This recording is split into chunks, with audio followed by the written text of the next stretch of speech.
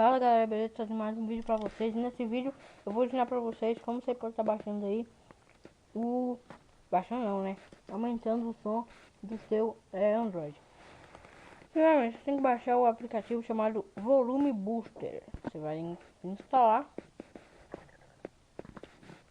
aceitar e vai começar a instalar. É 822 KB, é muito leve mesmo.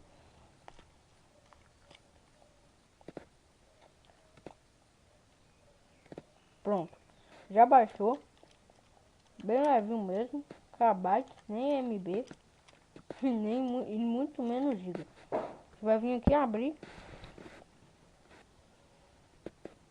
Me desculpe, galera, tô comendo alguma coisa aqui. Nossa, que maldade.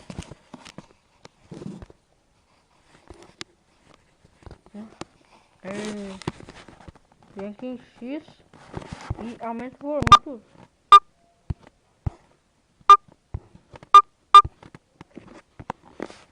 Pronto. Vou testar aqui pra vocês um vídeo do Lipão Gamer.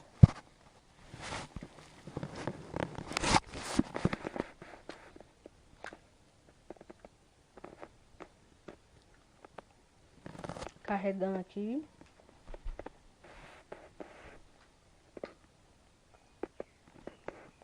Aqui, ó. Só um pouquinho.